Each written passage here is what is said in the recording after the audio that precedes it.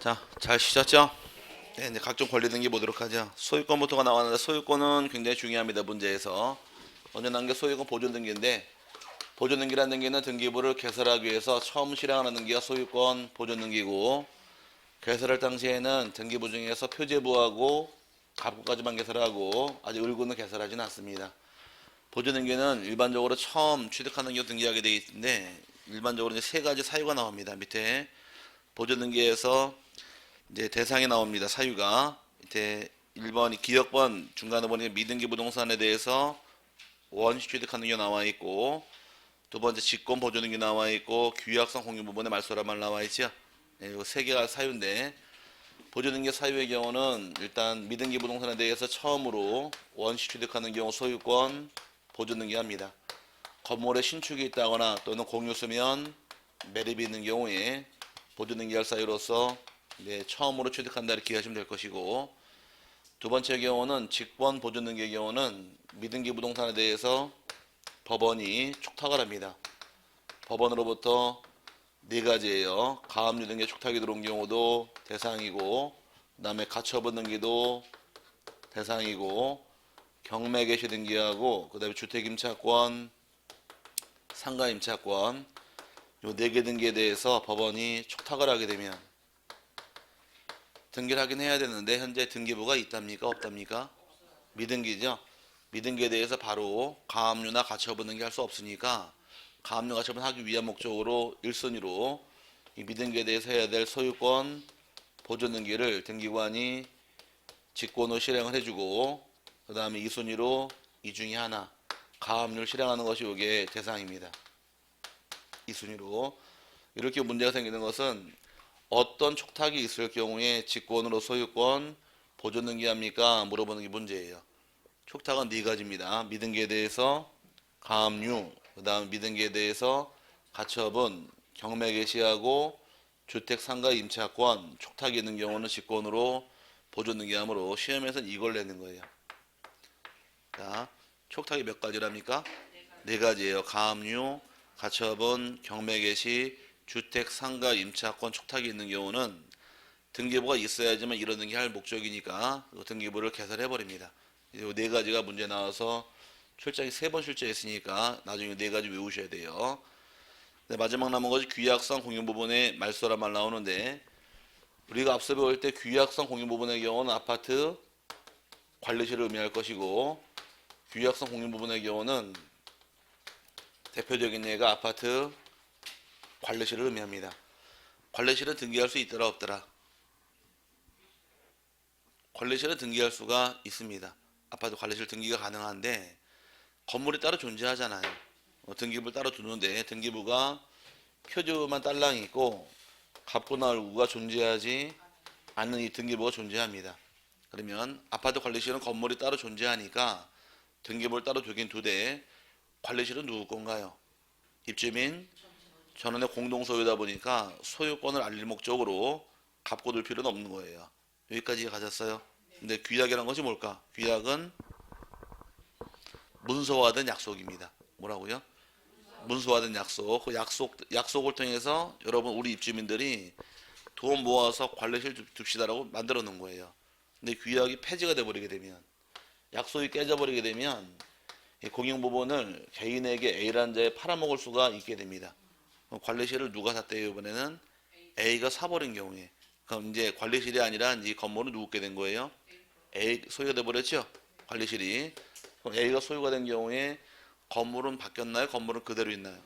건물은 그대로일 때 바뀐 것은 관리실에서 A게 된 것뿐입니다. 그럼 표지업은 가만히 놔두고 건물은 바뀐 게 없으니까 여기다가 A 앞으로 등기해 줄 목적으로 갑구를 개설해서 A 앞으로 등기할 때 어떤 등기합니까? 이게 문제라는 것이에요.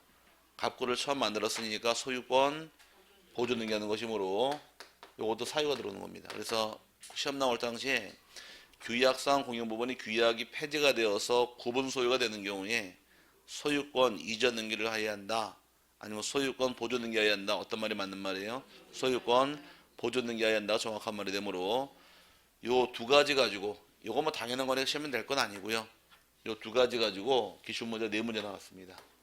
이것도 잘 내기니까 요거 위주로 봐놓고 넘어가시면 되는 것이고 그 다음에 이제 등기 신청할 때 이 보존등기라는 등기는 의무자가 존재하지 않으니까 단독 신청할 등기인데 신청할 자격은 법에 65조의 등기법에 4명이 명시가 됩니다. 이 신청할 자격을 나중에 다 세분하실 때 하실 공부예요. 밑에 보시니까 신청인에서 기형, 니은, 디귿 다음 페이지에 리을 나와 있죠. 찾으셨어요? 네, 그 65조에 4명이 정해져 있습니다. 65조 1항하고 2항하고 3항하고 4항이 정되어 있는데 신청할 자격의 첫 번째 경우는 이거 외울 건 아니고 이제 감만 잡으시면 돼요. 지금 어떤 등기할 목적인가요? 지금 뭘 배우는 거예요 지금? 소유권 보존 등기 배우는 거죠. 등기를 처음 하는 거니까 소유자 입장도 첫 번째가 돼야 될까 두 번째가 돼야 될까? 첫 번째가 돼야 되겠죠. 그래서 원칙은 토지대장이나 임야대장 또는 건축물 대장상 최초의 소유자가 보존 등기 신청할 자격이 인정이 될 것이고 최초 소유자가 만약에 사망을 하게 되면 이자의 상속인도 등기 신청 인정을 받습니다. 그럼 상속인이라는 얘기는 우리 아버지가 미등기 토지를 갖고 계시다가 돌아가셨습니다. 그럼 죽은 자는 등기 신청할 자격이 없으니까 상속인이 자기 명의로 바로 가는 것이지 아버지 명이 아닙니다. 그래서 상속인이 튀어나왔고 상속은 포괄승계인가요? 네, 이거 말고도 포괄승계가 더 있습니다. 포괄승계에 내서 추가되는 것이 회사병을 한 경우도 보존등기할 자격 인정을 받고 그 다음에 포괄 유증받은 경우도 등기 신청할 수 있어서 요 세 가지 상속받은 경우나 그 다음에 회사병 한 경우나 포괄 유증받은 경우도 직접 등기할 자격 인정을 받습니다. 포괄 승계가 민법상에 3개가 있는데 셋 다 직접 보존 등기할 수 있다를 묶어 놓으시면 될 것이고 두 번째 경우는 그럼 이제 최초 소유자 하는 게 원칙이라고 설명드렸으니까 최초 소유자로부터 이전 받은 사람은 최초 소유자인가요? 최초가 아닌가요? 최초가 아니죠. 이전 받는 사람은 보존 등기할 자격은 없습니다. 안 돼요. 최초 소유자만이 자격 인정이 된다 이렇게 묶어 놓으시고 두 번째 경우는 판결을 통해서 자기의 소유권 증명하는 자 판결받은 사람도 등기 신청할 수는 있습니다. 판결받았다는 얘기는 소송에서 이겼다 졌다 이겼다가 되겠죠. 그러면은 여기서 말하는 소송이 어떤 소송이냐가 또 중요한데 판결은 우리가 은연중에 몇 번 배웠느냐 3번 배웠습니다. 몇 번째 나왔다고 판결이? 3번째 나왔어요. 잘 모르겠지만 맨 처음 배웠던 판결이 물권 변동 등기할 필요 없는 판결은 형성 판결은 등기할 필요 없다 이렇게 배웠고 지난주에 등기 신청을 단독으로 하는 판결은 승소한 등기 권리자 승소한 등기 의무자란 나오게 되면 그거는 이행 판결입니다. 이렇게 제가 설명을 드렸고 들어본 기억 나세요? 솔직히 안 나죠? 네, 자 처음 들을 때 원래 그래요. 원래 등기법이 좀 어려워서 한 3번 들어야지만 대화가 됩니다. 또 이제 확인 판결도 있는데 판결받은 경우는 확인 판결이건 이행 판결이건 형성 판결이건 불문하고 판결은 다 가능합니다.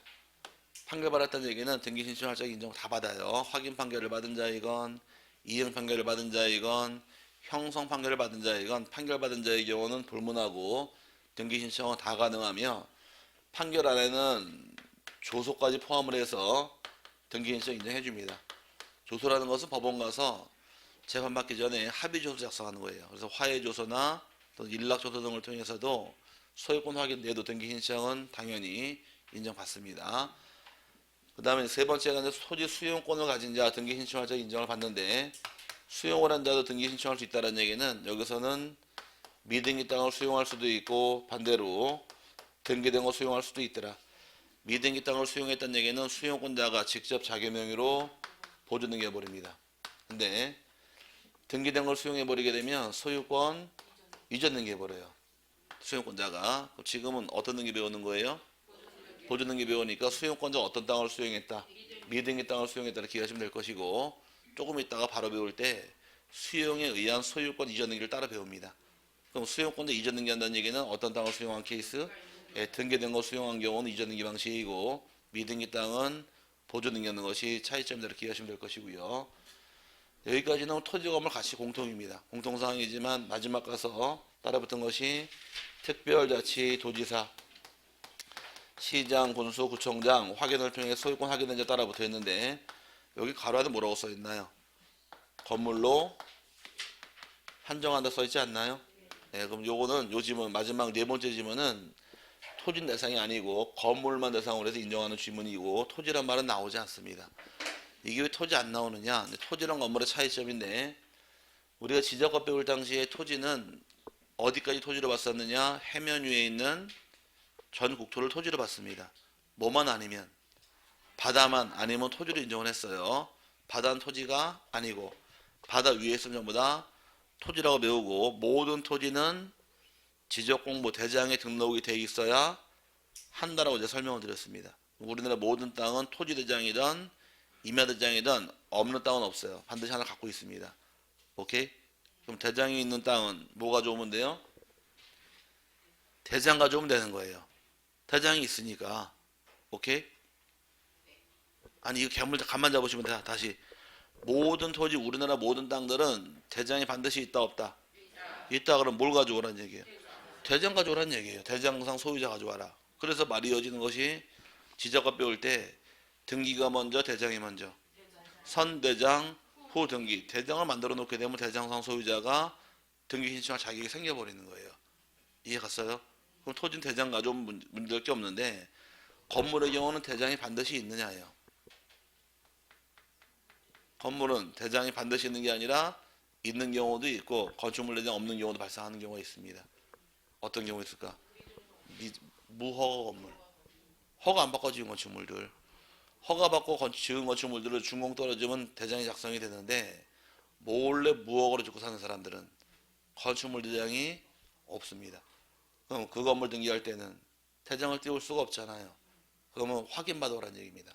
건물의 경우에 소유권 조사 확인할 권한은 시, 군, 구청 등의 고유 권한입니다. 그래서 확인받으면 등기해주겠다 이 뜻인데 좀 쉽게 설명하기 위해서 재산세 배웠어요?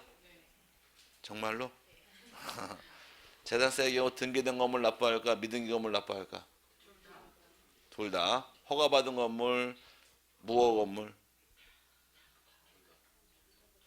막내가 대답해봐. 허가받은 거 무허가. 올해 몇 살이라고 했지? 22살. 우리 아들이 21살짜리가 있어. 자, 잘해봐. 또 어떻게 소개시킬 줄 알아. 자, 허가를 받든 무허가이든 등기가 되든 미등기이든 재산세 다 부과합니다. 왜? 법을 지키고 허가받아 등기하고 등기해서 지은 건축물 세금 내고 무허가 세금 내지 말란 얘기는 누굴 보호하는 거야 지금 오히려. 세금을 안 거는 얘기는 법을 어기는 사람 보호하잖아요 지금. 그래서 세금은 법을 지키든 어기든 불문하고 건축물로서 재산가치 인정되는 경우에 재산세 다 부과 들어가는 겁니다. 그럼 재산세를 거둘려고 그러면 누가 주인인가 알아야 돼요 몰라야 돼요? 알아야 되죠. 확인받으면 등기해주겠다는 얘기예요. 이거는 무허가 건물을 막 다 등기하는 게 아니라 무허가 건물이지만 나중에 용도지역 등이 바뀌면 합법적인 건물 바뀌는 경우를 얘기하는 거예요. 그린벨트에 몰래 집다리 지은 다음에 세금 한번 내고 등기하러 가야지. 등기하러 갔다가는 누가 올까? 고발당하면은 행정 대집행으로 옵니다. 이쯤에 계도장이 날라오죠. 건물 자진 철거하라고. 불법 건축물이니까 철거 안 하고 버티게 되면 누가 와요 이제? 행정 대집행 와가지고서 공무원이랑 이제 작업 임무 몇 명이 와서 건물 허물러 옵니다. 건물 허무는 거 본 적 있어요? 그린벨트 내에서? 한 번도 못 보셨죠?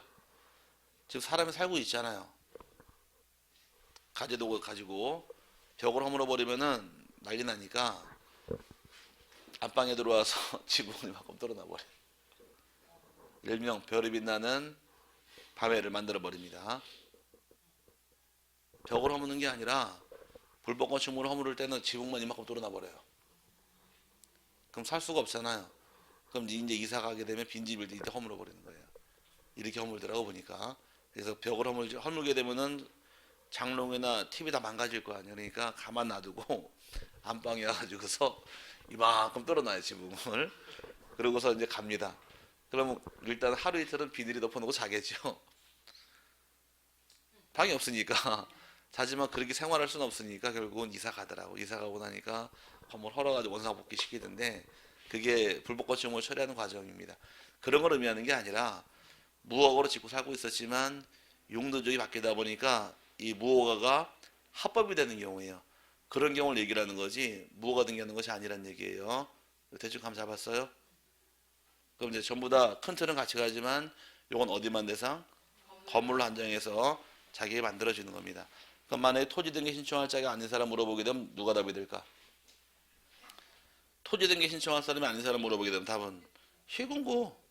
얘는 어디만 나오는 사람이니까 건물만 나오니까. 그래서 이게 엇갈리는 부분이 있는 거예요. 차이 나는 게. 그래서 그렇게 잡고 넘어가시면 될 것이고, 이제 지금은 큰 틀만 설명드렸고 여기 따라붙는 세부적인 사항이 굉장히 많습니다. 미등기 부동산의 공유일 때, 그 다음에 또 미등기 부동산에 대해서 이전받은 사람 보존 등기할 수 없는 게 원칙이지만 하는 경우도 있고 되게 많아요. 또 소송은 누굴 향해 제기해야 되느냐가 따져 들어가야 되는데 아직은 처음이니까 제목 정도만 세분하시면서 정리하시고요. 등기 실행을 하게 된 보존 등기는 어디다 실행하느냐? 표제부하고 갑구의 등기가 실행이 됩니다. 그 다음에 중요한 것은 이번에 페이지 132페이지에서 소유권 보존 등기를 실행하는 경우 등기 원인과 연월일을 기록하지 아니한다. 찾으셨나요? 참 중요한 말인데 유일하게 등기 원인이 없는 게 딱 하나가 발생합니다. 보존 등기라는 게 내가 신청하고 싶다고 신청하는 것이 아니라 칠판에서 법률에 65조에 규정이 되는 사람만 신청하는 거예요. 내가 뭐 매매 계획을 때 뭐 원인 만들어서 등기하는 것이 아니고 내가 이 자격에 속할 때 등기할 자격이 생기는 겁니다. 그 원인을 만드는 게 아니라 원인 자체가 없는 거예요. 원인이 없다는 얘기는 원인 일자도 기재할 수는 없기 때문에 그 밑에 등기부 양식 보니까 쭉 내려와서 갑구에 자연인 나와 있고 맨 밑에 공인경우 나와 있죠. 다 보존 등기 실행했지만 등기 원인 칸에 보니까 공란 아닌가요? 공란으로 두는 이유는 원인이 없으니까 적을 수가 없는 거예요. 그래서 보존 등기 실행하게 되면 그 등기 원인 칸이 공란으로 남아있게 됩니다. 그럼 공란이 생긴 이유는 왜 공란이 생기더라? 등기 원인 자체가 없으니까 원인을 기재하지 못하고 공란을 두는 것이 그 보존 등기만의 특징이다. 이렇게 기억하고 넘어가시면 될 부분이고, 나중에 이제 공부가 많이 되면은 서류하고 엮여야 돼요. 그동안 배운 서류하고 엮여서 낼 서류, 내지 않은 서류 가려내실 줄 알면은 여기는 끝납니다. 오른쪽에 소유권 이전 등기란 말이 나오는데, 소유권 이전 등기라는 등기는 둘로 세분해서 이제 보존 등기 실행한 다음에 소유권을 이전 등기할 수가 있더라. 이전은 둘로 세분해서 소유권 전부 이전 등기도 있고 소유권 일부 이전 둘로 세분하는 것이 분류 기준이에요. 통상적인 소유권 전부 이전 등기가 우리가 흔히 얘기하는 소유권 이전 등기가 전부 이전 등기란 말 쓰는 것이고, 일부란 말이 붙을 때면 일부란 말 쓰는데 이 전부 이전 똑같은 말이 뭐다? 그냥 소유권 이전 등기란 말 쓰는 겁니다.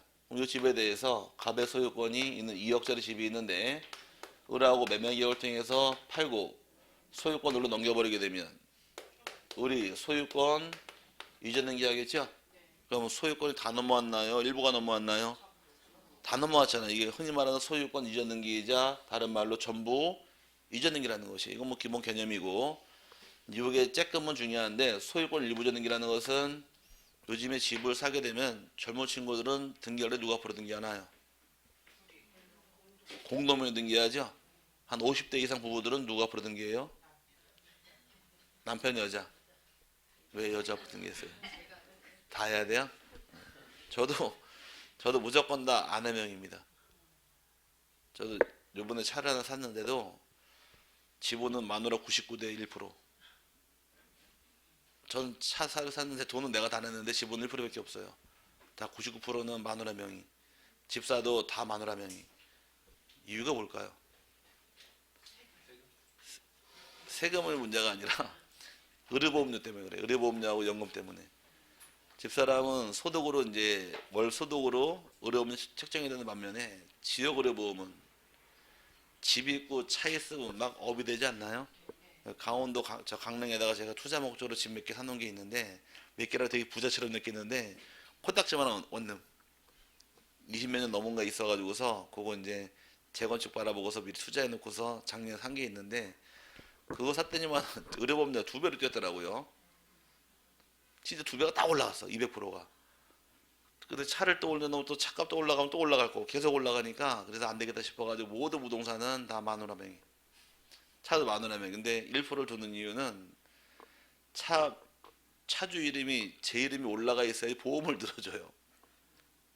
근데 저는 자동차 보험 경력이 많고 사고율이 없으니까 저는 보험료가 싸고 마누라 비싸니까 이 경제 원칙을 적용해가지고서 1%만큼만 갖고서 보험료 싸게 들고, 근데 그 재산이 안 잡히니까 살펴봐야 얼마 안 되니까 그래서 몇백 원밖에 안 되니까 그냥 넘어가 버렸는데 너무 세더라고. 막 보험료가 혼자서 막 4, 50만 원 달라 그러니까 머리 쥐가 나더라. 그래가지고 안 되겠다 싶어가지고 다 바꿔놓은 거예요.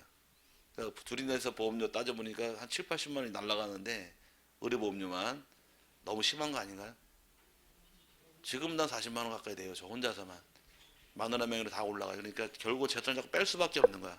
계속 빼야 되는데 강릉에 그 11평짜리 13평짜리 아파트 몇 개 샀더니만 그거 잡히는 바람에 그냥 확 올라가가지고서 빼도 박도 못하게 돼 있는데 재건축 안 됐다가는 적자나는 거고 재건축 돼서 프리미엄 좀 못하면 돈 버는 거고 지금 기로에 서 있는데 어쨌든 간에 젊은 친구들 요즘에 집 살 때 공유로 등기합니다. 근데 이 집이 이제 가베란다가 단독 소유를 갖고 있는 집이 있었는데 젊은 친구가 이제 공유로 등기하니까 이 을의 사모님인 을께서 가백이 하는 말 근데 가기 전에 그럼 왜 젊은 애들은 공유로 등기할까요? 등기하는 이유는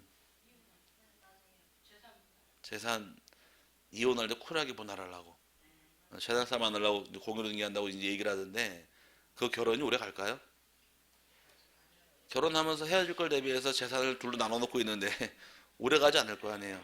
그러니까 어쨌든 간에 그 얘기를 전해들은 이 50대 부부인 갑의 사모님께서 신랑 우리도 이혼할 걸 대비해서 가볼로 공유로 등기합시다라고서 마누라가 주장을 합니다. 남편이 공유 등기 해줘요 주먹이 됐다 날라와요? 그럼 대화가 안 될 것이고 공유 등기 해주게 되면 단독 소유가 뭘로 바뀌었나요? 공유로 바뀌었죠? 그럼 갑의 소유권이 다 넘어갔어요? 지분만 넘어갔어요? 지분만 넘어갔죠? 이렇게 넘어가는 것을 소유권 일부 이전이라고 부르는 거예요. 그럼 단독 소유가 뭐로 바뀌는 경우? 공유로 바뀌는 경우. 그러면 소유권이 다 넘어간 게 아니라 일부 지분만 넘어갔죠? 이걸 소유권 일부 이전을 말 쓰는 겁니다. 그럼 하나밖에 여기 시험 지문 딱 한 지문 나오는데 그럼 소유권 일부 이전은 뭐가 넘어가는 것? 지분 넘어가니까 등기 신청할 때 지분을 기록해야 한다 이 말에 따라 붙어요. 또 공유자 간에 맺을 특약이 있습니다. 우리 공유물 분할하지 말자 특약을 맺게 되면 몇 년 범위 내에서 5년 범위 내. 그 특약만 적어주면 되니까 문제될 건데 한 지문밖에 안 나옵니다. 한 지문은 소유권 일부 이전 등기 신청할 때에는 이전되는 지분을 기록해야 한다. 딱 이 한 지문밖에 안 나와요. 요거 하나만 기억하시면 되고 요거랑 구별할 것이 이제 소유권 일부 이전 등기는 가능하나요? 가능한데 그럼 부동산 일부 이전은 가능할까 불가능할까? 부동산 일부 이전 등기는 그 부동산 일부란 말은 뭘로 이해하셔라? 방 한 칸. 방 한 칸 세줄 수 있나요? 예, 담보 제공할 수는 없다 그랬으니까 만약에 1000평이라는 땅이 있었는데 1000평을 제가 여러분에게 사시라고 제가 청약을 했어요. 싸게 드릴 테니까 1000평은 너무 크니까 반만 파시랍니다. 그럼 반을 팔기 위해서는 토지를 어떻게 해야 될까? 분할을 해야 되죠? 분할 안 하고 팔아먹을 수 없으니까 분할을 하게 되면 얘가 10번이고 10의 1이 15일이 된 경우에 오늘 자꾸 사람 바뀌면 되네. 그럼 이제 분할한 후에 10번을 얘를 팔아먹을 경우에 그럼 전부인가요? 일부인가요? 전부 일부. 전부가 되겠죠? 왜? 분할하기 전까지는 1000평은 500평이 되겠지만 분할한 후에는 필지가 각각 두 개가 돼버린 거니까 넘기면 전부 일부가 아니기 때문에 분할한가 동시에 필지가 몇 개가 돼버린 거예요. 두 개가 됐으니까 그중 10분 넘기고 10번 전부를 넘기고 1분 넘긴 게 아니어서 이제 요거는 뭐가 되더라? 소유권 전부 유전이 되는 거 일부 유전이라는 건 아닙니다. 그래서 일단 뭐부터 해야 돼요? 이건 허용하지 않으니까 먼저 분할부터 먼저 하는 게 순서입니다. 분할 후에 팔아먹을 땐 뭐가 되더라? 소유권 전부 유전 되는 거 일부 유전이 아니라는 것이에요. 그 1필지 중 일부는 이전 등기할 수가 있다 없다? 1필지 중 일부는 이전 등기할 수 없다. 그 분할을 하는 순간 뭘로 바뀌어요? 전부로 바뀌다 보니까 전부 유전이 일부 유전이 아니라는 것이에요. 이해 갔어요? 이해 안 갔죠? 갔어요? 근데 표정은 안 간 표정인데 왜 눈 보면 알거든. 이해하는 표정은 눈에 힘이 들어가 있고 이제 알았다는 느낌이 나오는데 모르는 표정은 초점 없는 눈동자로 쳐다보고 있어. 어쨌든 간에 자 1000평 중에서 분할하기 전까지 500평은 1000평 중 일부잖아요. 그럼 등기할 수가 없는데 분할을 해버리는 순간 필지가 두 개가 돼버리니까 그건 그 분할로 넘기는 건 전부가 되는 거지 일부가 아니기 때문에 전부를 인정하는 겁니다. 그래서 구별하시면 되고요. 그 다음에 나와 있는 것이 네 번째가 수용에 의한 소유권 이전 등기란 말이 나오는데 수용이라는 것은 이쪽 설명드릴 때 여기서 한번 나오기를 미등기 땅을 수용하더라. 무슨 등기하시고? 보존 등기하시고 등기된 땅은 소유권 이전 등기하더라. 그럼 지금 제목이 수용에 의한 소유권 이전 등기라는 것은 뭘 의미하는 거예요? 등기된 땅, 미등기 땅? 등기된 땅을 의미하는 겁니다. 그럼 수용이 있는 경우에 요거 지워버리고 다시 어떻게 등기할 것이냐 문제인데 자, 수용 있는 경우는 등기 신청할 때 원칙은 단독 신청할 등기로서 등기 신청하는 것이 원칙입니다. 수용권자가 등기 신청을 혼자 하는 것이 원칙이고 예외 규정은 다만 수용권자가 이번에는 국가나 지자체가 수용하는 경우 관공서인가요? 이때는 촉탁을 통해 등기하는 것이 예외 규정이 됩니다. 원칙은 단독 신청이 원칙이고 이번에는 촉탁이 예외 규정인데 단독이라는 얘기는 등기 의무자가 있다 없다? 의무자가 없잖아요. 혼자 갈 때가 단독이란 말 쓰는 거예요. 우리가 앞서 볼 때 권리자 의무자 배웠나요? 그럼 등기 권리자가 있고 의무자 둘이 갈 때를 공동이라고 부르는 거예요. 공동이라는 말이 나온다는 얘기는 권리자랑 의무자가 같이 왔다는 얘기예요. 등기하러. 그 의무자 왔어요 안 왔어요? 공동이라는 얘기는 왔지요. 그 의무자가 내야 될 서류는 다 내는 거예요. 대표적인 서류가 등기표 정보하고 인감은 다 내야지만 등기되는 것이고 반대로 권리자만 혼자 오고 의무자가 안 오는 거를 뭐라고 부르느냐? 단독이라고 부르는 겁니다. 단독은 의무자가 혼자 온 등기예요. 권리자가 혼자 온 등기 의무자가 없다는 얘기예요. 그 의무자가 안 왔다는 얘기는 의무자가 낼 서류 낼 필요 없단 말이 만들어지는 겁니다. 그 의무자가 낼 가장 대표적인 서류가 바로 등기필 정보 그 다음에 인감은 가져갈 필요 없는 겁니다. 둘 다. 일단 이거 누가 낼 서류예요? 등기 의무자가 낼 서류니까 의무자는 안 오기 때문에 낼 필요가 없다 이렇게 말이 써떨어져 나가는 것이에요. 제출할 필요 없는 것이고 그럼 뭘 내야 되느냐? 내야 되는 것은 수용에 있는 경우는 토지 소유자하고 수용권자가 협의를 통해 수용하는 게 원칙이다 보니까 협의 성립 확인서 줄여서 협의서를 제출한다거나 또 협의가 성립하지 않을 경우는 관할 토지 수용위원회에서 재결서를 작성을 제출하는 것이 의무 규정입니다. 협의서 재결서를 내는 것이 기본 틀인데 협의란 말은 당사자와 즉 토지 소유자하고 사업 시행자가 협의했다. 그럼 뭐가 나올까요? 협의서가 나오겠죠. 그럼 협의가 안 될 경우는 뭘 가져오래요? 관할 토지 수용위원회에서 재결서 갖고 와라.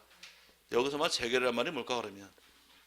재결의 뜻은 막내야. 재결이 뭐야? 괜찮아 찍어. 뭐 재결은 왜 젊은 친구들 요즘 말을 줄여서 얘기하잖아요. 개그 콘서트를 개콘, 베스트 프렌드를 베프 이렇게 얘기하듯이 그러면 재결이란 말 뜻은 뭐의 줄임말은 뭐의 줄임말인데 뭐의 줄임말일까? 재결은 다시 결정하는 걸 재결이라고 부르는 게 아니라 다시 결정이 재결이 아니라 재판상 결정을 줄임말이 재결이에요. 뭐라고요? 재판상 결정을 줄임말이 재결 그럽니다. 공복 공부하다가 재결 많이 나와요. 재결은 전부 다 재판상 결정이 줄임말이 재결인 거지 다시 결정이 아닙니다. 근데 국가의 결정이 두 가지가 있습니다. 판결이 있고 재결이 있는 거예요. 판결은 법원의 결정이 판결이고 법원이 아닌 행정부의 결정을 재결 그러는 겁니다. 그럼 공법은 주로 누가 다 담당을 하나요? 관할 토지수용위원회 또는 국토교통부 쪽이 많이 결정하다 보니 그때 나오는 말이 재결 이 말이 나오는 것이고 법원에서 판결 떨어질 때 말 그대로 판결을 말 쓰는 거예요. 사법부의 결정을 뭐라고 부르고? 판결. 오케이? 행정부의 결정을 재결 이 표현을 구별하는 거지 다시 결정하는 뜻이 아닙니다. 협의가 너무 어떻게 뺏겠다는 얘기예요. 결과적으로 재판을 통해 뺏겠다는 얘기예요. 그럼 뺏길 수밖에는 없는 겁니다. 그러니까 토지 소유자가 수용을 통해서 소유권 넘겨주게 되면 수용권자가 등기해야 취득할까 등기 안 해도 취득할까? 등기 안 해도 취득하는 겁니다. 보상금만 지급하면 끝나요. 뭐만 지급하면 끝난다고요? 보상금만 주면 끝나기 때문에 협의서와 재결서 이외에도 보상금을 지급했다거나 또는 보상금을 공탁했음을 증명하는 공탁증서가 첨부되어야지만 등기 신청을 단독으로 하는 겁니다. 보상금을 지급했다는 얘기는 돈 줬나요?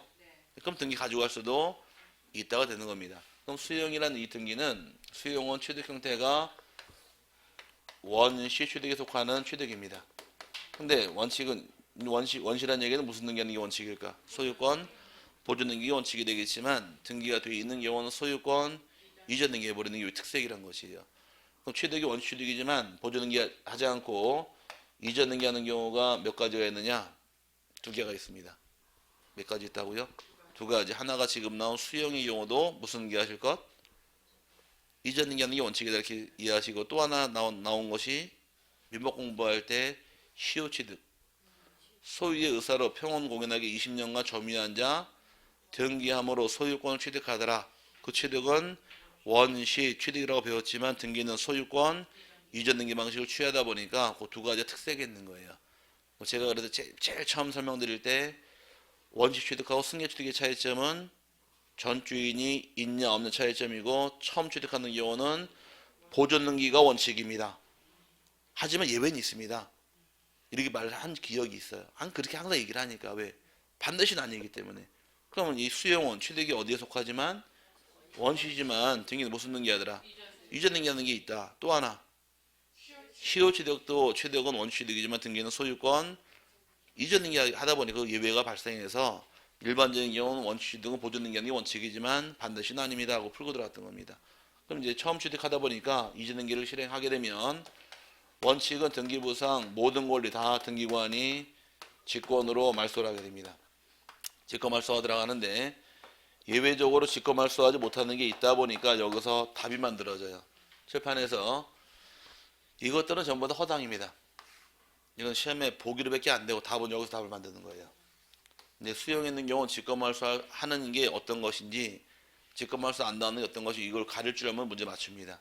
직권 말소 못하는 거의 경우는 먼저 수용 개시일 전에 실행한 소유권 보존 등기라는 것도 살아있고 소유권 이전 등기도 직권 말소 못하게 될 것이며, 수용 개시일 전에 상속을 받아서 실행하는 소유권 이전 등기도 직권 말소가 안 됩니다. 일단 여기까지 먼저 보게 되면 이거 두 개는 외우시는데 나중에 자 보자고요. 먼저 소유권 보존 등기죠. 소유권 이전 등기죠. 그죠? 이것도 소유권 이전 등기잖아요. 다 그럼 결론적으로 소유권이라는 얘기입니다. 소유권은 소유권인데 수용 전, 수용 후, 수용 전이란 얘기예요. 수용 전의 소유권이라는 얘기는 수용권자와 소유권자 둘이 비교하니까 누가 취득이 빨라요? 수용권자가 빨라요? 이쪽 소유권자가 빨라요? 소유권자가 빠르죠? 수용 전이라 그랬으니까. 오케이? 그럼 선순위 소유권은 살아있습니다.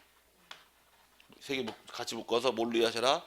선순위 소유권 이해하시는 거고, 그 다음에 수용되는 부동산을 위해서 존재하는 지역권도 직권 말소 못하게 됩니다. 이때 지역권의 경우는 유육지 수용되는 경우로 이해하시면 될 것이고, 관할 토지 수용위원회에서 재결로서 존속이 인정이 된 건 살아있는데 답이 되는 건 두 가지예요. 묶어서 이건 뭘로 이해하시고, 선순위 소유권 이해하시고, 요건 또 하나 지역권 살아있더라 해서 두 개는 외우셔야 됩니다.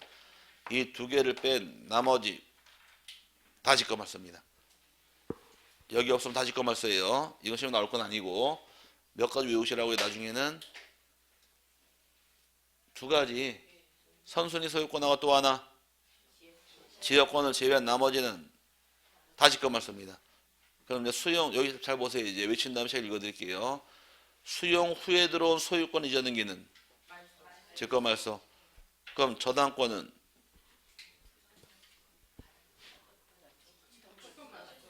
그럼 국가가 세금 받으려고 압류한 게 있답니다. 수용 전에 들어온 국가명의 압류는 수용 전에 압류. 예? 수용 전에 국가명의 압류 등기는 놔둬야 돼요, 말소해야 돼요? 괜찮아, 우리끼리인데 뭐 놔둔다 말소한다. 하나 둘 셋. 놔둔다. 그럼 내년에 또 봐야 돼. 저를 두 개 빼고 다 직권 말소니까 수용 전에 압류 직권 말소, 수용 전에 가압류 직권 말소, 수용 전에 가처분 경매 개시 다 직권말소예요. 몇 개 빼고 이 답이라니까. 그래서 두 개밖에 없으니까 여기 24의 답이 이거예요. 24의 기출문제가. 그럼 이제 몇 개 빼고 다 직권말소한다고요? 두 개. 뭐하고 뭐? 선순위 소유권하고 또 하나 지역권을 제외한 나머진 전부 다 직권말소합니다. 그러면요, 네, 국가가 돈 받으려고 압류한 게 있는데 수용촌에 들어온 압류가 직권말소 당하면 국가 입장에서 피해 아닌가요? 라고 질문한 분이 계셨습니다. 아닌가? 그런 생각 안 들어봤어요? 국가가 세금 받으려고 압류한 게 있는데 수용되면서 이 압류가 직권말소 당했다는 얘기는 국가 명에 든 게 씌워진 거 아니에요? 국가의 이익이다 피해다? 피해다 라고 말씀하시는데 좀 뜯어봐야 알겠죠. 압류한 이유가 뭐예요? 돈 받으려고. 그럼 돈 받을 수 있는 경우는 압류권의 국가 입장에서 그 압류 부동산을 경매라든 공매하든 매각이 돼야지만 돈이 나와서 세금 회수가 들어가는데 수용이 됐다는 얘기는 보상금 나왔나요? 이거 여기서 받아오면 되잖아요. 그럼 굳이 경매까지 안 가도 돈 나오잖아요. 그 피해 받는 게 없잖아요.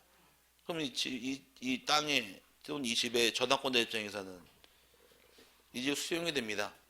오케이? 그러면 보상금을 압류하는 거예요. 그게 바로 뭐예요? 다른 물건을 대신 매시는 힘을 물상대위 규정 때문에 살아있기 때문에 피해볼 건 없다라는 얘기예요. 안더스탠드? 그러면 나중에 등기부를 봤더니 압류가 돼 있고 대출받은 저당권도 있고 많이 있더라. 그럼 사업시행자가 보상금을 소유자 홀라당 줘버리게 되면 나중에 세금 내라 낼까요? 안 내겠죠? 보상금 받아서 세금 내야지. 그러니까 땅 주인이 웃으면서 단추 2개 클립니다.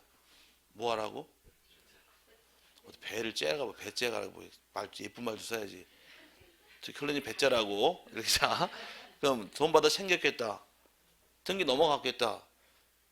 그럼 세금 내라. 없어? 돈 갚아라. 없어. 그럼 문제 생기잖아요. 말 그대로 단추 풀리면서 막말로 뭐 하라고. 이런 문제 생기다 보니까 등기보상 압류나 가압류, 뭐 경매가 많이 걸려 있는 경우는 그 돈을 소유자 주는 게 아니라 공탁 걸어버리는 거예요. 빚잔치 하라고. 그럼 여기서 돈을 받아올 수가 있으니까 등기보상 권리자들이 피해보는 건 아니란 얘기입니다. 단 등기부를 일제 정리할 목적으로 싹 지워버리고 몇 개만 놔두는 것 뿐이에요. 2개만 놔두는 거예요. 뭐하고 뭐? 선순위 소유권하고 지역권. 이놈의 지역권은 한만원 지역권 오래 살아요. 뭐라고요? 왜 갑자기 한만원 지역권? 할머니들 보면 오래 사신 분들 할머니가 가끔 뭐라 그러시나요? 내가 뭔 전생에 한이 많아서 이 나이까지 살면서 이렇게 별걸 다 본다고 얘기하지 않나? 그죠? 지역권은 오래 삽니다. 도시개발 사업을 해도 살아있고 재개발도 살아있고 수용도 살아있다 보니까 이 소멸되는 권리가 아니라는 거예요. 지역권은 누구든지 길을 써야 되니까 살려두는 겁니다. 일단 그래서 몇 개는 외우셔야 돼요. 뭐하고 뭐? 선순위 소유권하고 지역권을 제외한 나머지 다 직권말소하므로 교재 보시니까 직권말소 하위하는 등기에서 수용토지 위에 관한 지하물권에서 지상권, 지역권, 전세권, 저당권, 권리질권, 임차권 다 직권말소합니다. 여기서 말하는 지역권은 승역지 지역권이거든. 유역지는 살아있고요. 그 다음에 수용일 이후의 소유권 이전 등기도 직권말소. 가등기, 압류, 가압류, 가처분, 수용일 이후에 실행한 소유권 이전 등기 다 직권말소합니다. 이 많은 걸 외울래요? 살아있는 거 2개 외울래요?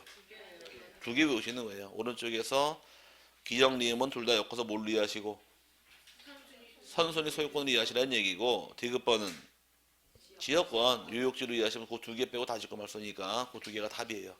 2개밖에 없기 때문에 2개 나중에 반드시 암기할 부분이고요. 넘어가시게 되면 나오는 것이 이제 5번의 친정 명의회복을 등기 원인으로 하는 소유권 이전 등기란 말이 나오는데 여기 말이 좀 조금 어렵지만 보면 볼 건 없어요. 생각보단. 진정 명예복 등기 참 앞으로 많이 나오는데 따져보자고요. 여기도.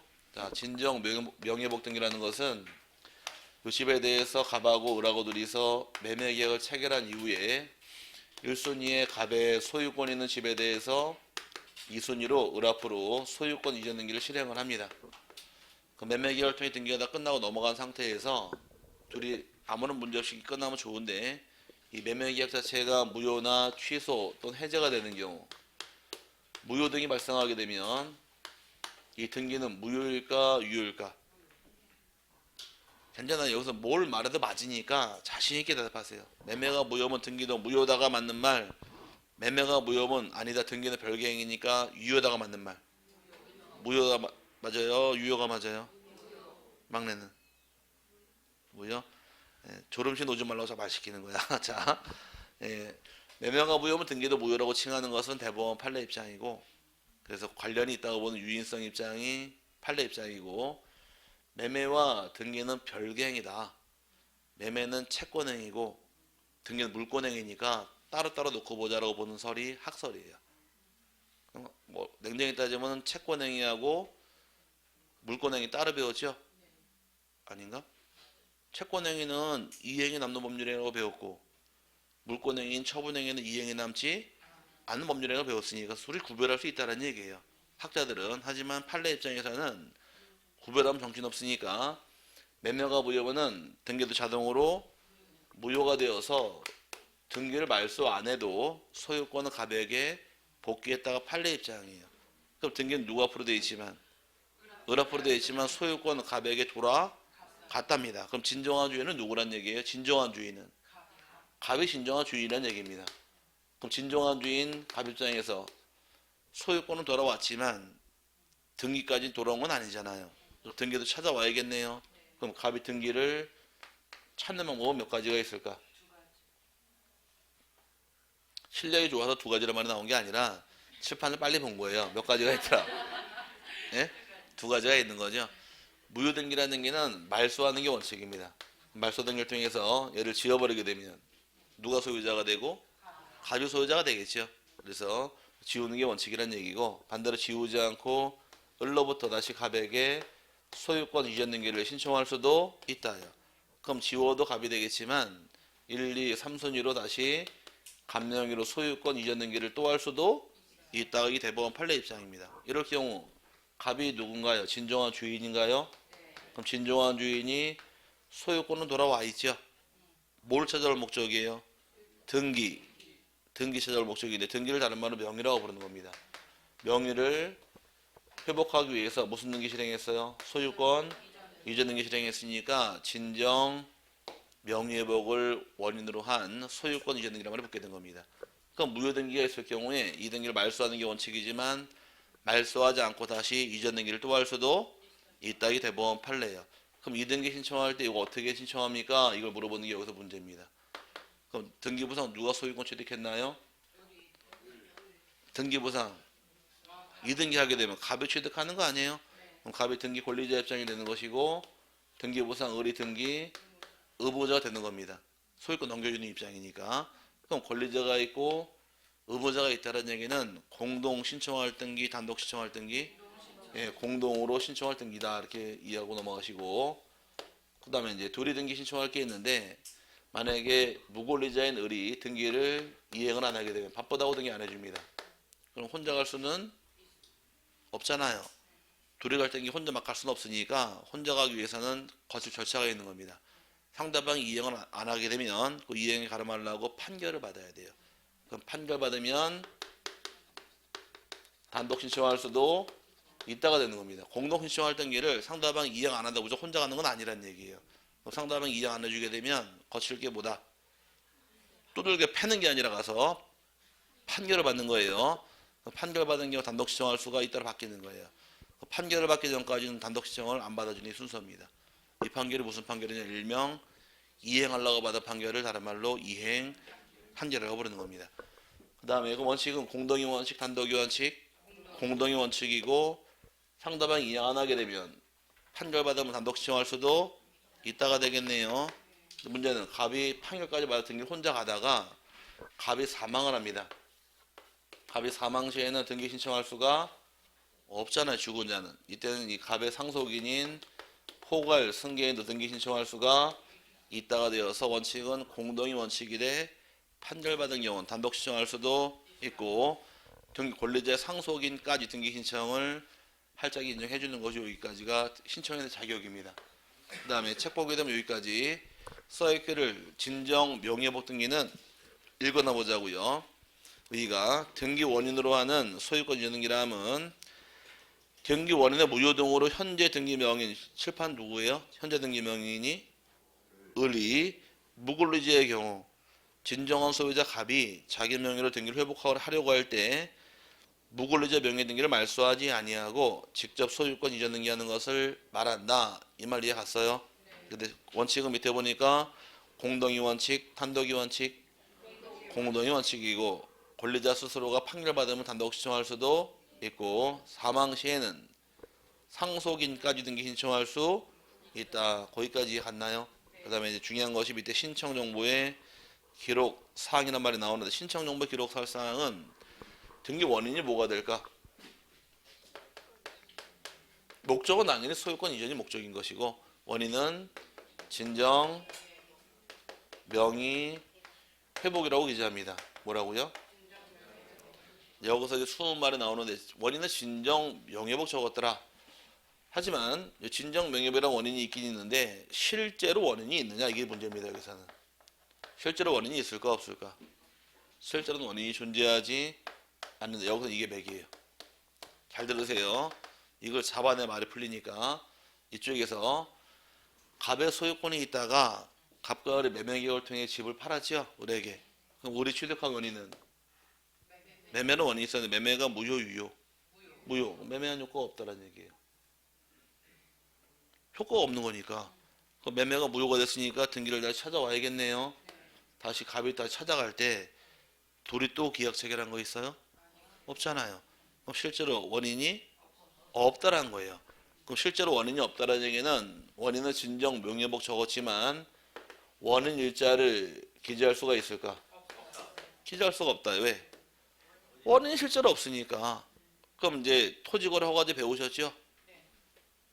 토지거래 허가제 배웠어요? 안 배웠어요?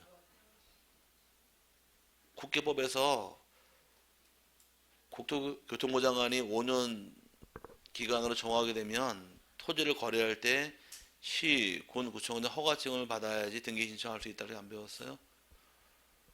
허가받는 유상계획만 허가받아라. 소유권하고 지상권 두 가지만 허가를 받는다. 이렇게 안 배우셨나? 공법 시간에? 이따가 좀 이따 고상철 교수 만나니까 물어봐야지. 이따 좀 이따 가서. 오늘 화요일마다 만나요. 이따 만나서 얘기하게 돼. 물어볼게 내가. 이상하다. 표정은 안 배운 표정 갖고 계신데 그럼 토지를 허가받는 것은 유상계약을 원인으로 할 때 허가를 받아야 돼요. 뭐라고요? 유상계약을 원인으로 할 때. 그럼 지금 여기 유상계약이 원인이에요? 원인 자체가 없잖아요. 허가증 첨부할 필요도 없고, 오케이? 그럼 법률행위가 원인이에요? 원인 자체가 없잖아요. 그럼 농지 취득세액심을 첨부할 필요도 없고, 계약이 원인이에요? 검인받을 필요도 없다가 되는 거예요. 그래서 원인 자체가 아무것도 없기 때문에 여기서 따라다 보는 말은 토지거래 허가증이나 농지 취득자격증명 검인은 다 받을 필요가 없다가 되는 겁니다.